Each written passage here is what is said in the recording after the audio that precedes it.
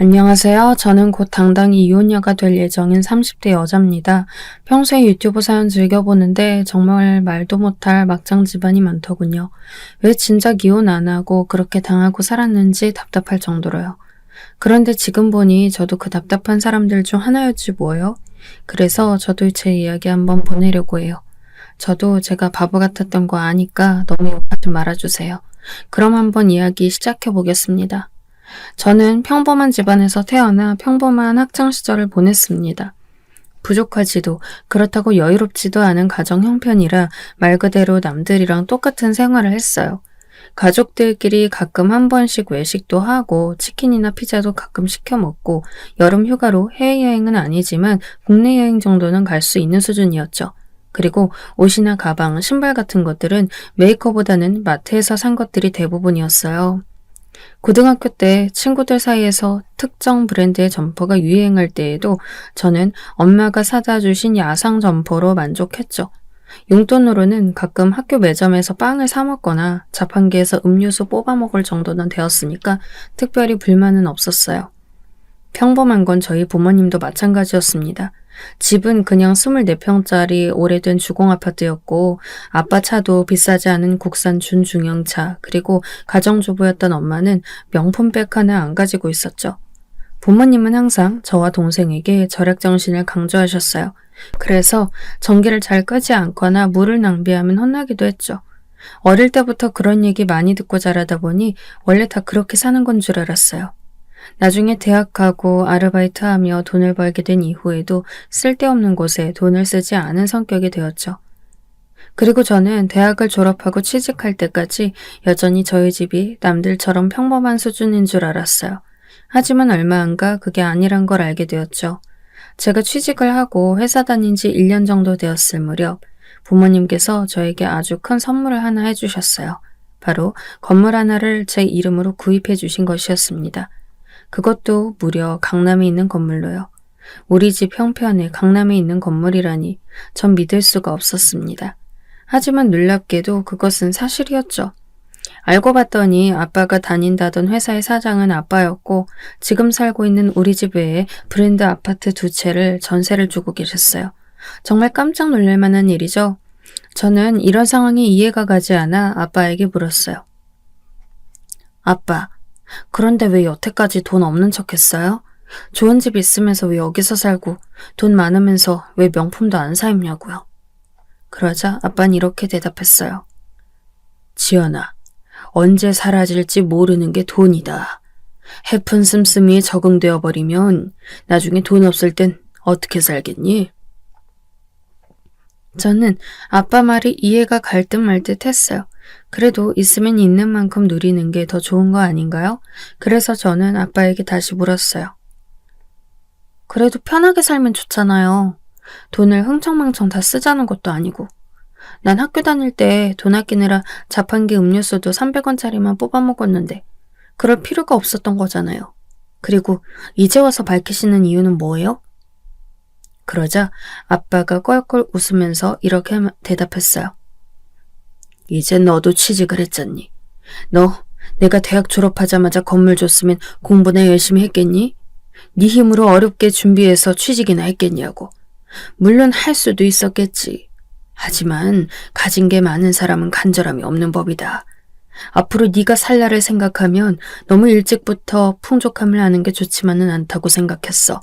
물론 이건 네 동생 지혜한테도 해당되는 얘기다. 지혜는 아직 졸업 전이니 오늘 들은 얘기는 너만 알고 있어라. 저는 아빠의 말이 어렴풋이 이해가 갈 것 같았어요. 생각해보니 아빠의 말대로 제가 어릴 때부터 가진 게 많았다면 취직을 위해 공부를 열심히 하지도 않았을 것이고 친구들이랑 놀러 다니면서 돈을 흥청망청 썼을 것 같았거든요. 월세 나오는 걸로 먹고 살 수 있는데 굳이 뭐하러? 하는 생각에 일도 안 하고 발전 없이 살았겠죠. 그래서 저는 아빠에게 건물 받은 이후에도 회사를 관두지 않고 평소와 똑같은 삶을 살았습니다.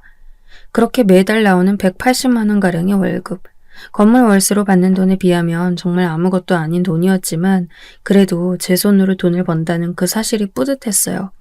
그리고 연차가 쌓이면서 업무 능력도 좋아지고 인정도 받고 또 매년 조금씩이라도 연봉이 늘어나니까 그게 또 재미가 있었죠. 물론 저에게 그 건물이 없었더라면 회사 생활에 이렇게 재미 느끼지 못했을지도 몰라요. 생활비에 허덕이면서 한 달 벌어 한 달 살아야 했다면 회사 생활이 지옥 같았을 수도 있겠죠. 돈 때문에 억지로 일해야 한다는 생각에 조그만 일에도 스트레스 받고 매일매일 회사 때려치우는 상상을 하면서 지냈을지도요. 그래서 저는 이렇게 저의 삶에 여유를 주신 아빠에게 너무 감사했어요. 아빠도 회사를 그만큼 키우기 위해 남들보다 열심히 살아오셨을 텐데 저는 거기에 무임승차해서 혜택을 받은 거잖아요. 그래서 저는 아빠가 주신 재산에 저도 기여하고 싶은 마음에 재테크 공부를 하기 시작했어요. 처음에는 아무것도 몰랐지만 유튜브도 많이 보고 책도 많이 읽고 엄마 아빠에게도 물어가면서 열심히 배웠죠. 그리고 제가 30대 초반이 될 무렵 저는 아빠가 주신 건물과 비슷한 규모의 건물을 하나 더 갖게 되었습니다. 돈 있는 사람이 돈을 번다는 말이 딱 맞더라고요. 만약 아빠가 아마 주신 건물이 없었다면 제가 회사 다니면서 번 돈만 갖고는 절대 이렇게 될 수 없었겠죠. 이미 가지고 있는 재산에 저의 노력 그리고 운까지 따라주니 남들이 다 부러워할 만한 재산을 가지게 되었습니다. 부모님도 저에게 잘했다며 칭찬을 많이 해주셨어요. 저는 강남에 건물을 2채나 가지고 있었지만 겉으로 전혀 티를 내지 않았어요. 제 직장 동료들은 물론 친한 친구들도 그 사실을 모르고 있었습니다. 저는 부모님처럼 평범한 회사에 평범한 차를 타고 다니며 옷도 중저가 브랜드로만 사서 입고 다녔어요. 솔직히 친구들은 막 명품도 사입고 그러던데 전 이상하게 관심이 안 가더라고요. 비싼 돈 주고 명품 하나 살 바에는 싼 옷을 여러 벌 사는 게 돌려입기도 좋고 더 가성비 있다고 했어요. 아마 검소하게 생활하는 부모님의 영향이 있었겠죠? 그런데 제가 30대 초반이 되자 몇 년 전부터 만나던 남자친구가 결혼 얘기를 슬쩍 꺼내더라고요. 본인도 저도 이제 직장에서 어느 정도 안정됐고 모아놓은 돈도 있으니 슬슬 결혼해야 하지 않겠냐면서요. 저는 화목한 가정을 빨리 이루고 싶은 마음이 있었기 때문에 바로 승낙했습니다. 결혼 준비가 시작되었어요. 먼저 서로 모아놓은 돈과 연봉을 오픈하기로 했습니다. 그런데 제가 남자친구와 결혼할 거라고 부모님께 말씀드리자 아빠가 이렇게 말씀하시더군요. 지연아, 강서방한텐 건물 얘기는 꺼내지 말아라. 저는 왜요? 라고 아빠한테 물었어요. 결혼하려면 다 솔직하게 밝혀야 되는 거 아니냐고요. 그랬더니 아빠는 이렇게 말씀하셨어요. 사람이 돈을 보면 없던 욕심도 생기는 거야. 나중에 네가 애도 낳고 결혼 생활이 어느 정도 안정되거든. 그때 얘기해도 될 것 같구나. 저는 아빠의 말에 의문이 들어 이렇게 여쭈었어요. 아빠, 근데 재산을 속이면 사기 결혼 아니에요? 괜히 나중에 분란 만들고 싶지 않은데. 그러자 아빠는 허허 웃으시더니 진지한 표정으로 저에게 이렇게 말씀하셨어요. 하지만 미리 말하면 지금 분란이 생길 게다. 그리고 없는 재산을 있다고 속인 것도 아니고 그 반대인데 무슨 문제가 되겠니? 지금 너희 벌이로도 충분히 먹고 살 수 있는데 말이야. 나중에 내 사위로서 믿을 수 있다고 판단이 된다면 강서방한테도 너만큼은 아니지만 뭐 하나 해주마. 저는 조금 불안하긴 했지만 아빠의 말을 듣기로 했어요. 제가 돈이 많다고 얘기한다고 해서 남자친구의 사랑이 변할 거라고 생각하진 않았지만 그래도 사람 일은 모르는 거니까요. 그리고 몇 달 후 저는 남자친구와 결혼하게 되었고 신혼집은 작은 전세 아파트에서 시작하게 되었습니다. 신혼생활은 정말 달콤했습니다. 하나하나 집안을 같이 꾸미는 재미도 있었고 주말에 같이 소파에 앉아 영화 보는 것도 너무 좋았죠. 굳이 멀리 놀러 가지 않아도 굳이 비싼 음식을 먹지 않아도 사랑하는 사람과 함께하니 사소한 모든 것들이 즐거웠습니다. 저는 이렇게만 살 수 있다면 아이를 낳지 않고 둘이서만 살아도 좋을 것 같다는 생각을 했어요. 그런데 남편과의 행복한 생활은 생각보다 그리 오래가지 않았습니다. 바로 시어머니 때문에요.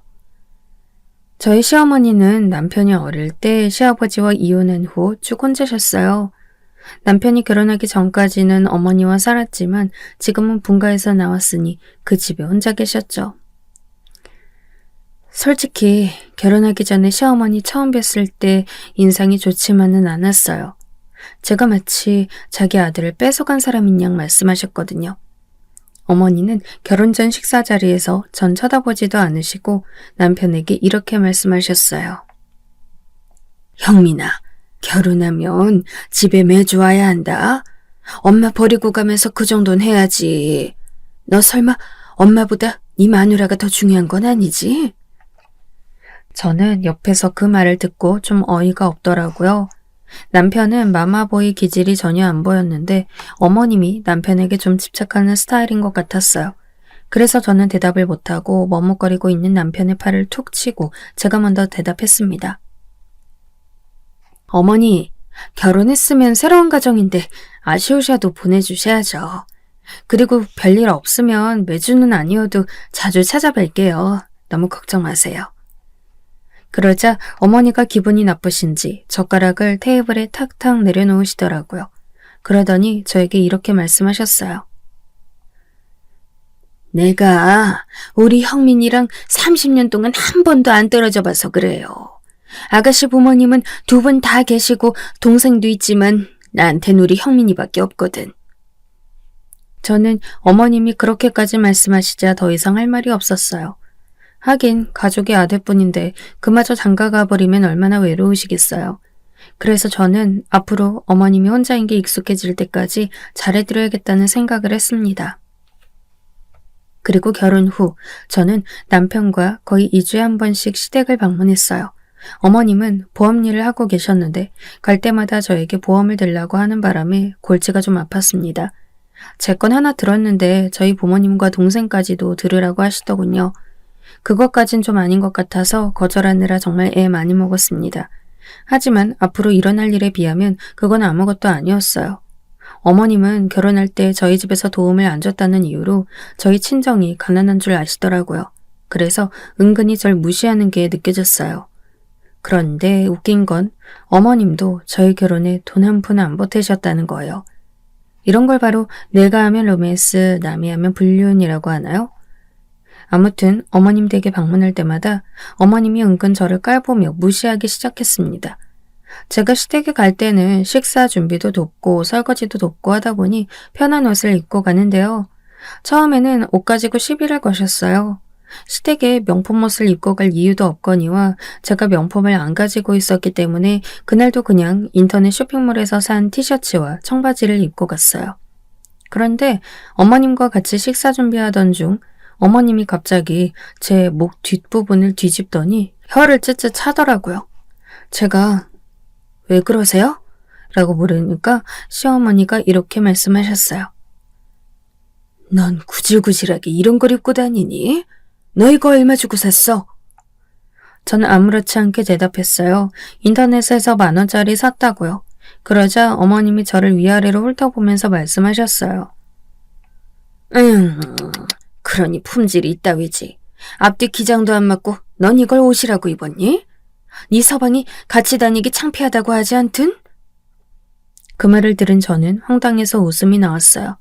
앞뒤 기장이 다른 건 언밸런스 스타일이라 그런 건데 그게 예뻐 보여서 일부러 그런 디자인으로 산 거거든요. 그래서 저는 이렇게 대답했습니다. 어머니, 이거 원래 이렇게 디자인된 옷이에요. 그리고 품질도 가격 대비 그렇게 나쁘지 않고요. 비싼 옷 사서 입다가 김치 국물이라도 흘리면 어떡해요. 차라리 싼 거 사서 여러 번 바꿔 입는 게 낫죠. 그리고 오빠도 이런 옷 좋아해요, 어머니. 그러자 어머님은 혀를 끌끌 차며 인상을 쓰셨어요. 그러더니 이렇게 말씀하셨죠. 그럼 마누라한테 네 옷 후지다고 직접 말하겠니? 너도 참 눈치도 없다 얘. 아무리 없이 자랐어도 그렇지 이렇게 후줄근하게 다녀서야. 어머님은 제가 평소에 회사에도 이러고 다니는 줄 아시나 봐요. 그냥 집안일도 해야 하니 편하게 입고 온 것뿐인데 이게 그렇게 꾸중될 일인가요? 저는 더 받아치고 싶었지만 괜히 말대꾸하는 것처럼 보일 것 같아서 그냥 입을 다물어 버렸습니다. 다른 며느리들은 비싼 옷 입으면 본인 아들 돈 갖다 쓴다고 뭐라 한다던데 저희 시어머니는 반대로 싼 옷을 입어도 난리이니 뭐 어떻게 해야 될지 모르겠더라고요. 그렇다고 시댁에 갈 때만 입으려고 비싼 옷을 살 수도 없는 거잖아요. 그래서 저는 그냥 한 귀로 듣고 한 귀로 흘리기로 했습니다.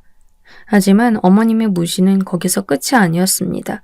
저랑 남편은 결혼 후 집안일을 같이 했었는데 둘 다 직장인이고 바쁘다 보니 집안일을 할 시간이 별로 없더라고요. 무엇보다도 빨래가 제일 문제였는데 저희가 강아지 한 마리를 키우다 보니 아무리 옷을 여러 번 빨아도 옷에 묻은 개털이 잘 떨어지지 않았어요. 그래서 원래는 빨래를 말린 후 돌돌이라고 하나요? 접착 테이프 같은 걸로 털을 떼어내곤 했는데 그렇게 하다 보니 너무 번거로웠어요. 돌돌이 리필 테이프도 자주 갈아줘야 하고요. 그런데 얼마 전 결혼한 제 직장 동료가 이번에 건조기를 샀는데 너무 좋다면서 계속 자랑을 하지 않겠어요? 그래서 주변에 물어보니 건조기 쓰는 집이 꽤 많더라고요. 그래서 저도 남편과 상의해서 건조기를 할부로 샀죠. 비싸긴 하더군요. 그런데 구입한 건조기가 오고 나서 사용해봤는데 이게 웬걸 정말 신세계였습니다. 빨래 건조대에 빨래를 넣을 필요도 없이 건조기에 돌려만 주면 한두 시간 안에 뽀송뽀송하게 건조되어 나오니 너무 편했어요. 그리고 강아지 털도 건조기에서 다 걸러져 나오더라고요.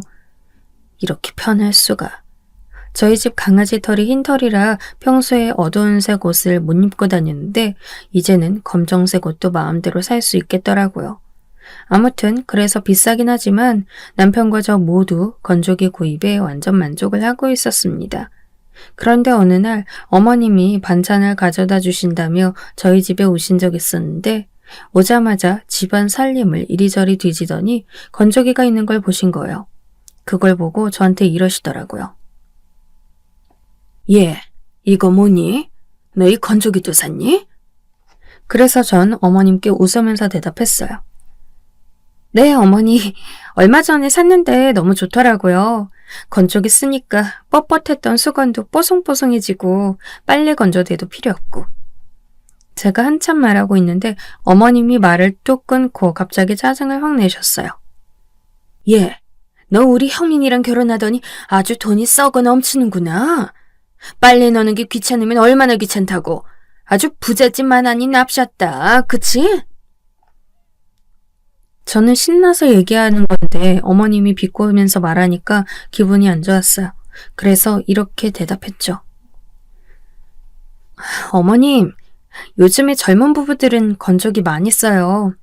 밥벌이 하느라 서로 바쁜데 집안일 편하게 하면 좋죠. 어머님 댁에도 한 대 놓아드릴까요? 그런데 어머님은 제 말에 버럭 화를 내셨어요.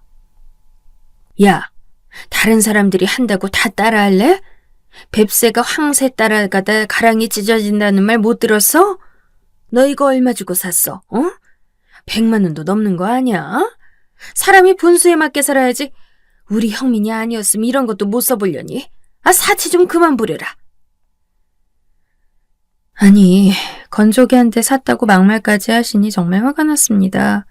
솔직히 들이받고 싶었지만 시어머니라 참았어요. 섭섭하게 무슨 그런 말씀 하시냐고 대충 달래드렸죠. 그리고 더 이상 얘기하고 싶지 않아 반찬 얘기를 하며 화제를 돌렸습니다. 사실 제가 가지고 있는 재산에 건조기가 뭐 별거겠어요? 건조기 한 대가 뭐야, 10대를 사도 전혀 타격 없는데요. 어머님은 제가 돈이 없는 줄 아시니 사치 부리는 줄 아셨겠죠. 저는 자꾸 돈 없다고 무시당하는 게 너무 서러워서 재산을 오픈할까 고민을 많이 했습니다. 하지만 아빠가 그러지 말라고 하셔서 참았어요. 아직은 때가 아니라고 하시더라고요. 그 이후로도 짜잘하게 어머님이 절 무시하는 일은 많이 있었습니다. 그때마다 남편에게 말해보았지만 남편은 이러더군요. 당신이 좀만 참아. 우리 엄마 어릴 때부터 혼자 나 힘들게 키웠잖아. 본인은 직장도 다니고 집안일도 선수 다 하고 힘들게 살아왔으니 쓸데없는데 돈 쓴다고 생각하실 수도 있지. 옛날 분이시니까 우리가 조금 이해하자. 전 너무 답답했지만 그래도 남편 낳아준 어머니니 조금만 더 참아보자 생각했어요. 그래서 그럼 어머니랑 만날 때마다 스트레스가 너무 심하니 만나는 횟수라도 줄이자고 했죠. 그래서 원래 2주에 한 번씩 시댁을 방문하던 것을 한 달에 한 번으로 줄였습니다. 그것만 해도 그나마 좀 살 것 같더라고요. 그리고 결혼한 지 3년째, 저와 남편은 아이를 원했는데 아이가 생기지 않았어요. 그리고 3년이 지나도록 아이 소식이 없자 어머님의 구박이 시작되었습니다. 자꾸 어머님이 소식 없냐고 물어보시더니 하루는 대놓고 이렇게 말씀하시더군요. 넌 도대체 언제 애 가질래? 나이가 지금 34인데 노산인 거 모르니? 여자가 시집을 왔으면 대를 이을 생각을 해야 될 거 아니야. 저는 안 그래도 아이가 안 생겨 속상한데 어머님까지 저런 식으로 말씀하시니 너무 서운하더라고요. 그래서 이렇게 말씀드렸어요. 어머님, 저도 안 낳고 싶어서 안 낳는 거 아니에요. 안 생기는 걸 어쩌나요? 조만간 병원 가서 난임 검사 해볼 테니까 조금만 기다려주세요, 어머니. 그리고 그 이후 남편과 병원에 가서 검사를 해보니 저에게는 문제가 없고 남편 문제였습니다. 아예 불임까진 아니지만 임신 확률이 낮다고 하더라고요. 마침 어머니가 또 저에게 전화로 아이 문제를 닥달하시길래 이렇게 말했습니다. 어머니, 병원에서 오빠 문제라고 하네요? 저도 애 가지고 싶은데 그러려면 오빠가 운동도 하고 술도 끊고 관리해야 된대요. 제 말을 들은 어머니는 어이가 없다는 듯 콧방귀를 뀌었습니다. 그러더니 화난 말투로 이러시더군요. 이게 지금 어디 우리 형민이 탓이야? 자고로 밭이 좋으면 씨앗이 잘 자라는 법이다. 네 밭이 안 좋으니 씨앗이 싹을 틔우지 못하는 게지. 저는 정말 너무 황당했습니다. 병원에서 검사까지 했는데 저리 말씀하시니까요. 그래서 저는 억울해서 이렇게 반박했어요. 병원에서 저는 아무 이상 없다고 했어요, 어머니. 왜 제 탓만 하세요? 그러자 이어진 어머님의 말씀은 정말 황당 그 자체였습니다. 병원 말이면 다 맞냐? 넌 의사가 죽으라면 죽을래? 참나, 넌 도대체 시집 와서 하는 게 뭐냐? 집안일은 세탁기, 건조기가 다 해줘. 애도 안 가져. 아주 우리 형민이 등골 빼먹으려고 작정을 했구나. 전 그 말을 듣고 고개를 도리도리 저었어요. 더 이상 할 말이 없었어요. 그럼 의사가 전문가인데 의사 말을 듣지 누구 말을 듣나요? 지금이 무슨 조선시대도 아니고 첨단 의학이 발달한 시대에서 온갖 검사 다 하고 나온 결과인데 말이에요. 전 너무 짜증이 나서 그냥 전화를 끊어버렸습니다. 그리고 화난 어머니한테서 계속해서 전화가 왔지만 무시했어요. 네가 시어머니 알기를 우습게 아냐면서 화를 내는 문자에도 답장을 하지 않았죠. 그리고 저는 그날 남편에게 선언했습니다. 아이를 가지지 않겠다고요. 노력해야 되는 건 당신인데 어머님은 내 탓만 하시니 아이 낳고 싶지 않다고요. 남편은 자기가 잘하겠다면서 미안하다고 했지만 기대하지 않았습니다. 그 이후 제가 계속 연락을 받지 않자 어머님이 주말에 저희 집에 불쑥 찾아오셨습니다. 토요일이었지만 남편은 일이 있어 출근했고 저는 평일에 야근을 많이 해서 너무 피곤했던 탓에 늦잠을 자고 있었어요. 그런데 쾅쾅거리며 문을 두드리는 소리에 깜짝 놀라 나가보니 어머님이었죠. 차마 없는 척할 수는 없어서 어쩔 수 없이 문을 열었습니다. 그러자 어머님은 잠옷 차림에 저를 위아래로 훑어보시더니 다짜고짜 핀잔을 주시더군요. 너 아주 살판 났구나. 지서방은 주말에 힘들게 일하러 갔는데 늘어지게 자는 걸 보니. 아유, 우리 형민이 불쌍해서 어째. 내가 이런 년을 며느리로 들이는 게 아니었는데. 저는 너무 짜증이 나서 다 들리게 한숨을 쉬었어요. 그랬더니 어머님이 인상을 쓰고 저를 째려보시더라고요. 평소 같으면 커피라도 먼저 내드렸을 텐데 그날은 그러고 싶지가 않더군요. 저는 막 신발을 벗고 들어오려는 어머니에게 이렇게 말했습니다. 어머니, 오빠만 힘들게 일하는 거 아니고 저도 힘들게 일해요. 저도 어제까지 매일매일 밤 11시까지 일했다고요. 평일에 못 잔 거 하루 몰아서 자는 건데 그게 그렇게 안 입고 오세요? 그러자 어머님이 소리를 버럭 지르면서 화를 내시더군요. 너는 오늘 쉬잖아. 불쌍한 우리 형민이는 일하러 가고 너는 주말에도 일하는 이 서방이 불쌍하지도 않든? 너 먹여 살리느라 우리 형민이 등골 휘는 거 마음 아파서 못 보겠다. 정말 별 말도 안 되는 말씀을 하시니 어떻게 대응해야 될지 모르겠더군요. 저는 화를 애써 참으면서 이렇게 대답했어요. 오빠가 저를 먹여 살리다뇨? 같이 벌어서 같이 쓰는 거예요, 어머니. 제가 가정주부인 줄 아세요? 어머니는 제 말에도 이해가 안 되시는지 계속해서 타박했습니다. 여자가 벌어봤자 얼마나 번다고. 너 자꾸 돈 번다고 유세 떨 거면 차라리 회사 때려치고 집에나 있어라. 꼴랑 몇 푼 번다고 어디서 유세야 유세는? 회사 핑계로 그렇게 집안일도 안 하고 우리 형민이만 고생시킬 거면 그냥 집에서 네 서방 뒷바라지나 해. 저는 너무 열받아서 방에 들어가 월급 명세서를 가지고 나와 보여드렸어요. 어머니, 이거 보이세요? 저랑 오빠랑 월급 거의 차이 안 나요. 그것도 제가 10만 원 더 많이 받는다고요. 제 말에 어머님은 월급 명세서를 빤히 보더니 손으로 툭 치면서 한마디 더 하시더라고요. 10만 원 더 벌면 뭐하냐? 분명 가난한 지 친정에 갖다 바칠 테지. 저는 정말 답답해서 미칠 뻔했습니다. 제가 친정에 갖다 바치긴 뭘 갖다 바치나요? 오히려 시댁에는 갈 때마다 식사 대접에 선물에 과일에 이것저것 사다 바치지만 친정 부모님은 아무것도 안 바라시는데요. 저는 정말 참을 수가 없었습니다. 그래서 한마디 더 하려던 찰나 갑자기 누가 현관 비밀번호를 누르고 들어오더라고요. 그때 등장한 건 바로 남편이었습니다. 일이 금방 끝나 일찍 퇴근했다고 하더라고요. 남편은 들어오자마자 냉랭한 분위기에 당황하니 저에게 이랬어요. 여보, 무슨 일이야? 엄마, 둘이 싸웠어요? 저는 너무 머리가 지끈거려 이마를 손으로 짚고 한숨만 푹푹 쉬었습니다. 그런데 어머님은 옳았구나 하고 남편한테 가서 이랬어요. 거의 울 듯한 목소리로 말이죠. 형민아, 네 마누라가 이 엄마한테 아주 바락바락 대드는구나. 너 전현하고 계속 살아야겠니? 전현 얼굴 계속 보다간 내가 제명에 못 살고 일찍 죽을 것 같구나. 너도 저런 여우년한테 홀려서 호구짓 그만하고 지금이라도 갈라서라, 응? 남편은 당황해서 어쩔 줄 몰라 했어요. 도대체 무슨 일이냐며 눈이 동그래져 저를 쳐다봤어요. 저는 남편에게 이렇게 말했습니다. 어머님이 내가 번 돈 친정에 갖다 바치는 줄 아셔. 당신이 말해봐. 그게 사실이야? 그러자 남편이 본인한테 거의 안겨있는 어머님을 억지로 떼어내더니 이렇게 말했어요. 엄마, 그런 거 아니에요. 처가에 갖다 바치긴 뭘 갖다 바쳐. 그냥 우리 둘이 벌어서 우리끼리 쓰는 건데. 오해하신 것 같은데 그만 진정하세요. 그런데 남편의 말에도 어머님은 믿지 않고 한마디 더 쏘아붙이시더군요. 네가 전현한테 아주 단단히 올렸구나.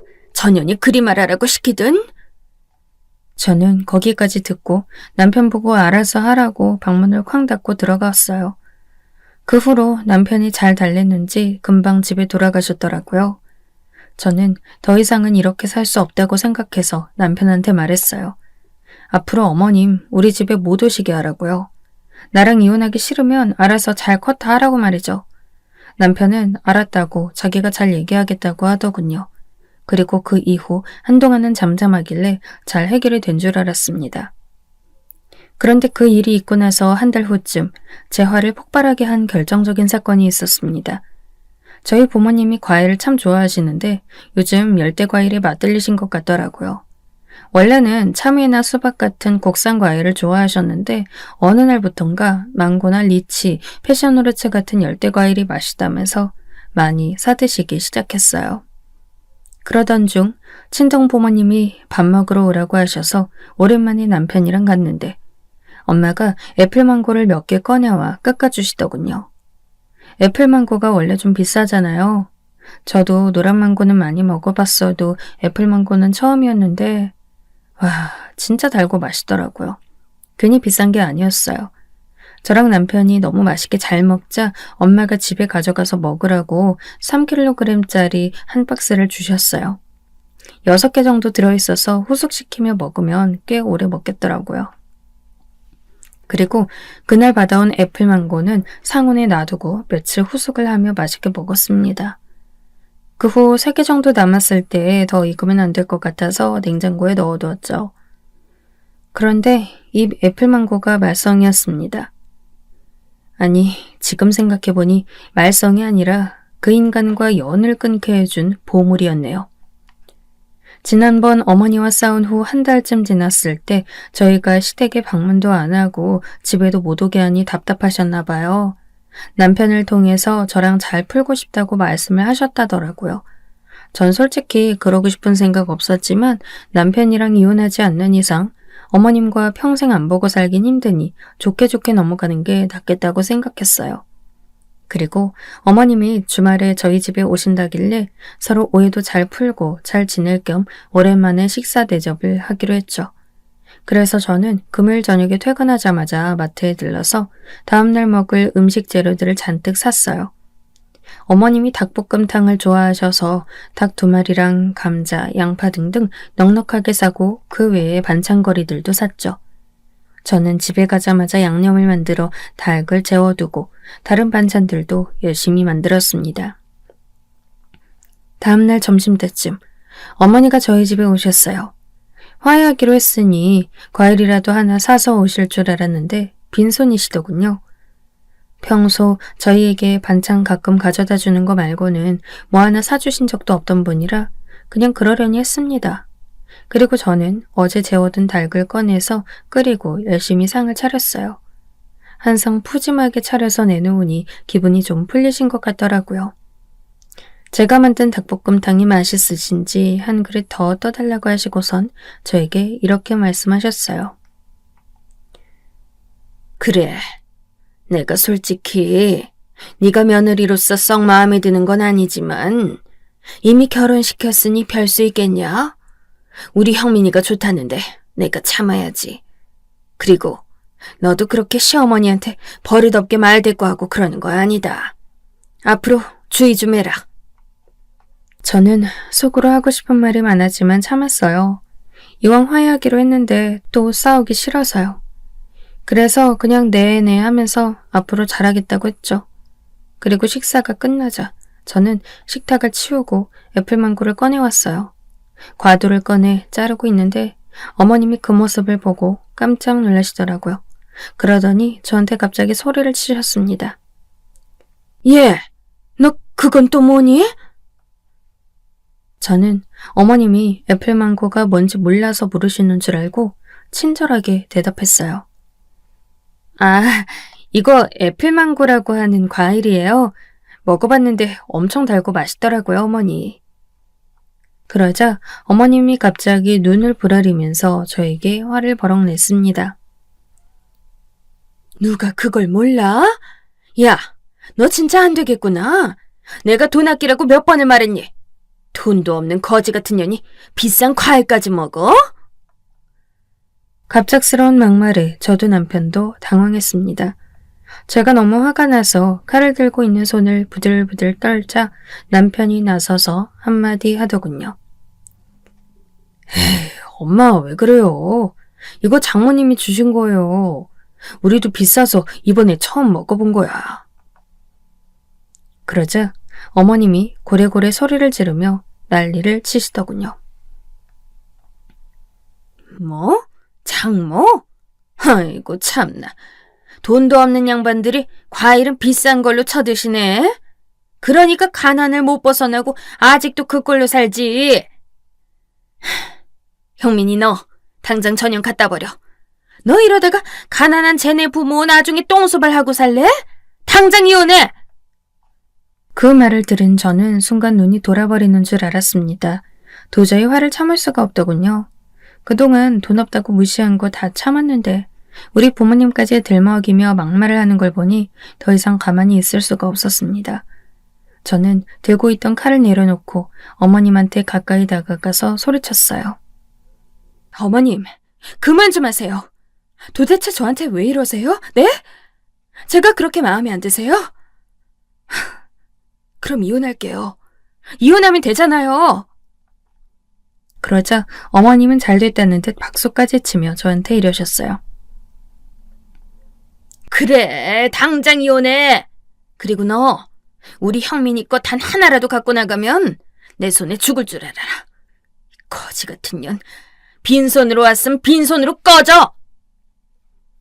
저는 더 이상 이런 인간한테 무시당할 수 없었습니다. 자꾸 돈으로 무시하니 본때를 보여줘야 했어요.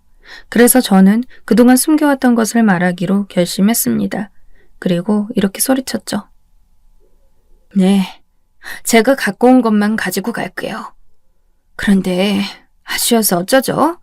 어머님이 본색을 숨기고 조용히만 계셨으면 우리 아빠가 오빠한테 건물 한 채는 줬을 텐데 이제 이혼할 거니 그럴 필요 없다고 아빠한테 잘 말씀드릴게요.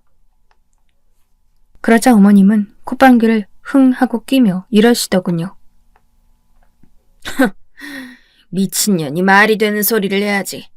이혼당하기 싫으니 별 거짓말까지 다 하는구나.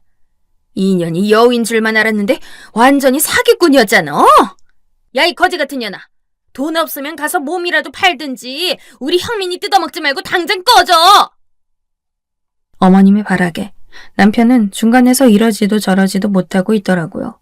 저는 그 모습을 보니 한심하다는 생각이 들었습니다. 본인 엄마가 저 정도까지 막 나가는데 말리지도 못하는 모습에 너무 실망스럽다고요. 저는 이렇게 살 바에 그냥 이혼하는 게 낫겠다고 생각했어요. 그래서 마지막으로 한 번 더 질렀습니다. 저기 아줌마, 자꾸 거지 하는데 지금 누구 보고 거지라는 거예요? 아줌마가 내 재산 봤어? 어? 내 재산 봤냐고. 나 강남에 건물 2채 있는 건물주야. 저는 눈을 부라리며 소리를 고래고래 질렀습니다. 제 목소리가 얼마나 컸는지 남편까지 귀를 틀어막았어요.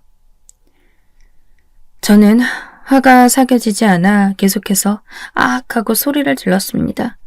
제가 미친년처럼 발악하자 둘은 당황해서 서로를 쳐다봤어요. 그러더니 그 아줌마가 남편에게 물었습니다. 저 말이 사실이냐고요. 하지만 남편도 처음 듣는 얘기였으니 사실인지 알 방법이 없었죠. 저는 어리둥절해하는 둘을 쳐다보며 마지막으로 한마디 더 했습니다. 아줌마, 믿든지 말든지 내 알 바 아니고요. 오빠, 이번 주 안에 이혼 서류 보낼 테니까 사인해. 저는 그 길로 짐을 싸서 집을 나갔습니다. 그리고 친정으로 들어갔어요. 친정에 가서 부모님께 자초지종 말하자 아빠가 잘했다고 하시더라고요.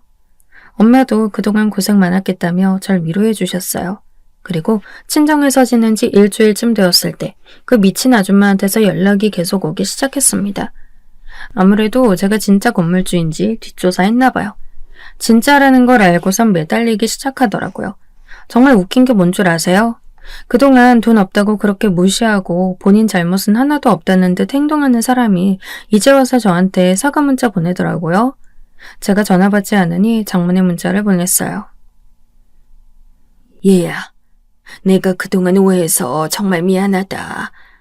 친정이 그렇게 여유가 있으면 진작 말하지 그랬니? 나는 또 우리 형민이가 힘들게 너희 부모님 봉양해야 되는 줄 알고 걱정돼서 그랬지. 내가 심하게 말한 거 진심으로 사과하마. 너도 이제 고집 그만 부리고 집에 얼른 다시 들어와. 형민이가 많이 기다리고 있더라. 결혼한 여자가 그렇게 별것도 아닌 걸로 집 나가고 그러면 안 돼. 내가 너보다 훨씬 오래 산 어른이잖니. 어른이 사과하면 받아줄 줄도 알아야 한다. 그럼 기다리고 있으마. 저는 문자를 보자마자 답장도 안 하고 전화번호를 차단해버렸습니다. 이런 속셈이 빤히 보이는 문자는 더 이상 받고 싶지 않았거든요. 제가 돈이 많은 걸 알게 되니까 이제 와서 똥줄 타서 그러는 거잖아요. 가만히 있었으면 건물이고 뭐고 본인 아들한테 갔을 건데 그놈의 입방정 때문에 순식간에 날아간 거잖아요. 정말 아주 쌤통이었죠. 이런 이중적인 모습을 보자 그제서야 아빠의 말씀이 이해가 갔어요. 건물 얘기는 비밀로 하고 나중에 밝히라는 얘기요. 아마 결혼 전에 제 재산을 밝혔다면 저 인간이 본성을 숨기고 저에게 잘해줬겠죠. 뭐 하나라도 얻어먹으려는 심산으로요. 그럼 저는 거기에 속아서 좋은 분인 줄로만 알고 이것저것 퍼졌을지도 몰라요. 그리고 그 이후 저 거지 같은 시모와 남편은 제가 연락을 받지 않자 회사에도 찾아오고 친정에도 찾아왔어요. 정말 염치도 없는 인간들입니다. 결국 저희 아빠가 사설 경호원을 붙여주셔서 퇴근길에 저들이 접근하면 못 다가오게 하고 있어요. 건장한 남자들이 항상 같이 다니니 막무가내로 들이대진 못하더군요. 멀리서 울고불고 하면서 저한테 소리치는데 뭐라는 줄 아세요? 아이고, 내가 정말 잘못했다, 얘야. 앞으로 내가 절대 험한 말 하지 않을게. 제발 돌아와주면 안 되겠니? 우리 형민이 이혼남 만들고 불쌍하지도 않아? 형민이 얼굴 봐서라도 제발, 응? 앞으로 너한테 참견도 안 하고 잔소리도 안 할게. 제발 부탁이다, 아가야. 불쌍한 척하는 그 모습이 너무 역겨워서 구역질이 나왔어요. 그러게 진작에 행동거지 고쳐먹고 사과했어야죠. 앞으로도 절대 그 인간 용서할 생각은 없습니다. 그 인간에게 가장 큰 벌은 제가 이혼하는 거겠죠? 눈앞에서 지 아들한테 떨어졌을지 모를 건물 한 채가 날아가는 꼴이니까요. 그런데 제가 보낸 이혼 서류에 남편이 사인을 하지 않고 버티는 바람이 이혼 소송으로 가야 할 것 같아요. 그래서 저는 이미 이혼 전문 변호사를 선임해둔 상태예요. 그동안 시모가 저에게 막말한 것들 제가 쥐도 새도 모르게 몰래 녹음해 놓은 게 좀 있어서 증거로 쓸 수 있다고 했어요. 저 인간들은 그냥 조용히 이혼해줬으면 깔끔하게 끝났을걸. 괜히 콩고물이라도 하나 떨어질까 붙잡고 늘어지다가 위자료나 물게 생겼네요. 돈 없다고 사람 무시하던 인간이 돈 때문에 구질구질하게 구는 모습 보니까 정말 우습더군요. 그동안 참지 말고 진작에 들이받았어야 했는데 몇 년 동안이나 참은 제가 좀 바보 같죠? 저도 남편 아니었으면 이렇게까지 참지 않았을 거예요.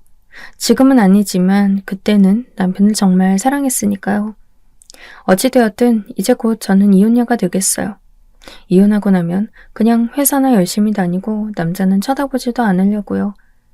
어차피 건물에서 월세 나오는 것만 있어도 죽을 때까지 먹고 살 수 있으니 굳이 결혼하지 않아도 돼요. 저는 이제 그만 가봐야겠어요. 오늘 부모님과 맛있는 거 먹으러 가기로 했거든요. 그래도 이렇게 제 얘기를 처음부터 끝까지 써보니 속이 시원하네요. 제 얘기 들어주셔서 감사하고 앞으로 저의 싱글 생활을 응원 부탁드려요. 그럼 남은 하루도 즐겁게 보내시기 바랍니다.